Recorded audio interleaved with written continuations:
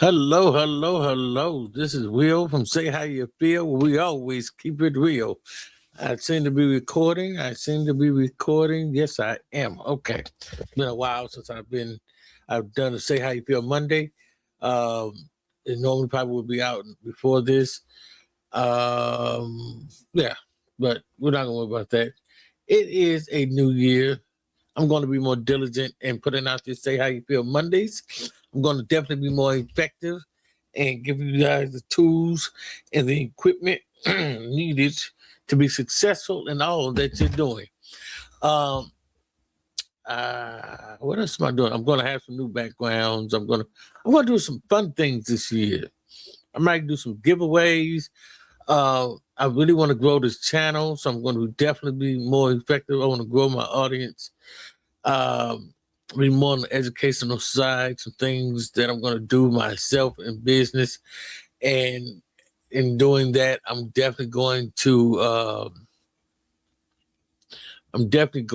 be putting out the content that needs to be put out. I'm definitely going to be trying some new business things, you know. But with that being said, this is the first Say How You Feel Monday 2026. I believe I've done a video like this before, but if not, this is going to be the 5 things that I would do if I was starting a t-shirt business um, today, especially if I was brand new to this and I had never done it before, and I really had no way of, and I didn't know what I know now. But I kind of came into the business knowing a few things, able to do some things. So, the first thing, so we're gonna go ahead and get to it. I eventually want to put an intro in here. Um, I have to create it. Yep. Look, we got some claps and some other things, some sounds, some drum rolls. We can put a little drum roll in there, things. But okay. So without being further ado, because I'm not going to really edit this one, but from now on it'll be kind of edited and put together a little more. So I'll might put a little few commercials in it, put some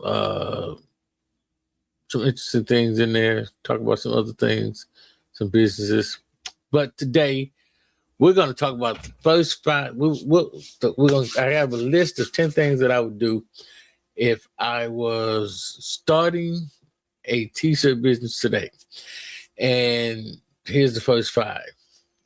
First thing I would do would be a clear niche or brand identity.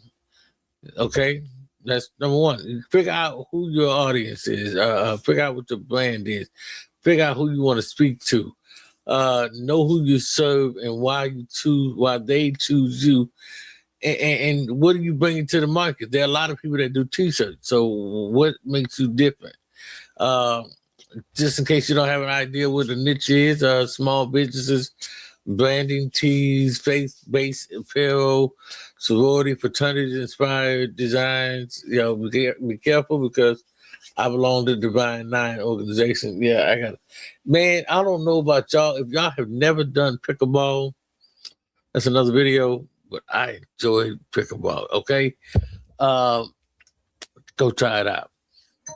Don't get hurt, because I did, but it's cool. I enjoyed it, and I'm an old guy. So another thing you want to do is look at local city pride designs, motivational lifestyle, just things like that. Those are kind of things you want to develop your niche around. Things that will generate, like I have a one thing that I'm going to do, and I'm trying to build it out. Once I build it out, then I'll tell more about what I did and how I did it. And I'll probably show the journey on there. If you follow me on Instagram, which is Say How You Feel Promotional, PROD, you'll see some of the things that I've been doing. And I'm working on getting some more designs and some more products, and really so I can push them out there a little more. The next thing, too, you want to do is Business structure. I would advise doing that on the onset. A lot of people say, "Well, wait till you make money." Got it? No, just trust me, because a lot of these places to get the good deals, you got to have a business license. Some of you don't, some of you do. But not only that, you want to get a bank account from the onset and start keeping track of your money, figuring out what you make, because you don't know how to grow it if you don't know what's making you money, what things you're doing to make money. And I would say even go as far as to get an LLC. The reason I would say the LLC is because you can get business credit. And as you get the business credit, you grow it. That's how you can scale your business in the long run. So why start getting everything going, and then when you get everything going and you need to make some moves, you can't make it because you don't fully have the capital to do it. So I would say start from the onset, get the business structure together, register the name, get the EIN, the sales tax, business bank account, the whole 9 yards, get the LLC. Definitely is what I would recommend. You don't have to, but I would definitely recommend.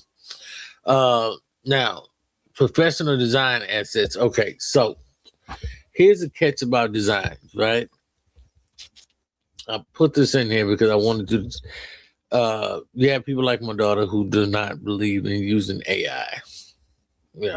Sometimes I'll use, sometimes I don't. There's different ways to do things. Right now, I'll be honest with you. Canva's doing good.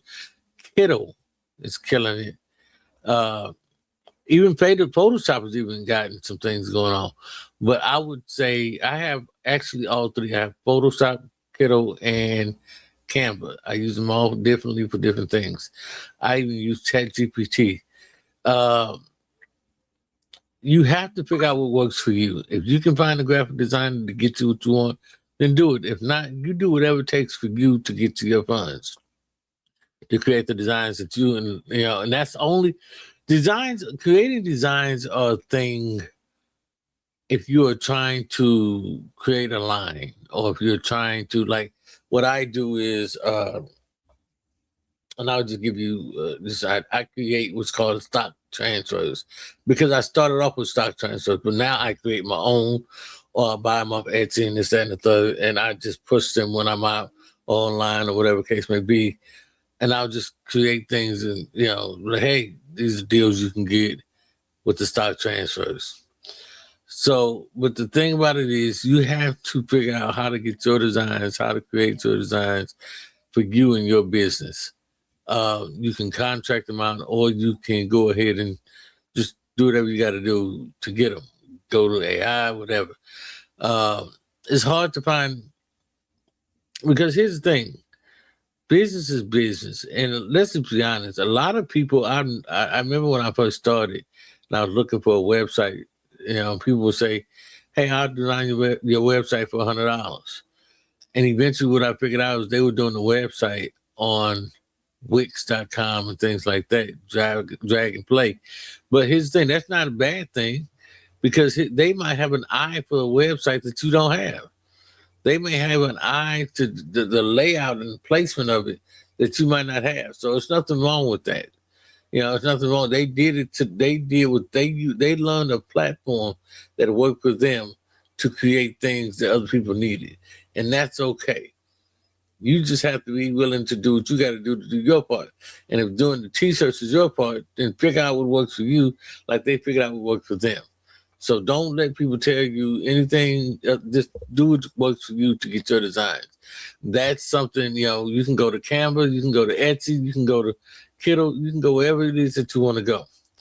The next thing you have to do is figure out your printing method. We're going to talk a lot more about that later on, but I'm going to talk about just an overview of it now.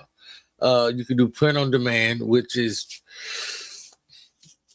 I'll be honest, I've never done print on demand, and I'll tell you why. Because I started off buying and having my own equipment. I started in the game with my own heat presses and screen presses and things like that. I have a 4-color press, and I have a 1-color press. When I get my storage, I'll probably end up getting a 4x6 or something like that, something a little bigger that I can move around with. And to be honest with you, I really only like doing one color screen prints because two colors or more, you can go DTF unless it's like 50, 60, 100 shirts. Then I screen print it. But just you want 10, 15 shirts, anything more than one color, I'm not doing it. It's just not necessary. You know what I'm saying? It'll take me longer than just screen print it because I don't have a conveyor dryer. I don't have that room for that. And so I'm gonna end up heat pressing it anyway. So it's just simply just a heat press. So print on demand is when you send your designs off. It works several ways. You can do it in a way, it's companies you can go to that will print it, package it, and send it to the end customer with your information, logo, business, whatever on it. Then you have print on demand that, someone else, and I call these people print on demand, somebody like me who prints out of their home and whatever, but I want to ship it myself. So I'll go to you, have you print it up. And I just focus on the sales, but have you print it up. And then I already have my own packaging that I want to use to save costs and all of that. So I'm just but you allow me to print it on demand. Basically, I make a sale, you'll print it for me. Print on demand. That's pretty much what it is. Or you can, like I said before, like me, you can get your whole production in your house. I have the heat presses, I have the vinyl cutters, the DTF printers, I have sublimation printers, blanks, Teflon, parchment paper, resins. I have it all. Okay, that's a learning curve. All the things are a learning curve. With that aspect is the bigger learning curve. So that's definitely an option. So you can either print it on demand, have a form you want to do, or you can print it in your house. Those are two ways you got to do this thing, okay? So the last thing for this video is supply chain and vendors. Basically, where you gonna get your blanks? Where you gonna get your supplies? Where you gonna get if you're gonna print the DTF printer? Which I always advise against, unless you're just going to do industrial and call it a day. But you got them, you got supply chain and vendors. Who you gonna get your stuff from? Your blanks from? Your T-shirts from? You got Jiffy, you got SNS, you got a myriad of companies you can go get your blanks from. Blanks are important to your region, and they're important to what you're trying to get done. Why do I say that? I'm from Los Angeles, California. I've said it on many occasions, especially on this channel. But here's the catch. The catch about your region. Back home, what my wife likes to call the choke man shirts. We like our shirts fitted tight around here, kind of, and it kind of loosens up, but it fits, form kind of fitting tight shirt. We like the pro clubs and soccer wear and the thing like that. But on the flip side of that note, in Tennessee, I use a lot of soft style shirts. They're a little more flowy, they're a little more breathable, they're a little more movement in them. So, but they still fit comfortable. So that's just, you know your area better than I do and anybody else does. So you reach out to the community that you're going to try to serve and you figure that out. If you're on college campuses, that's college campus and you want to do Greeks and fraternities, there are a myriad of, they just really want, the design is what's going to sell you the shirt. The shirt is irrelevant.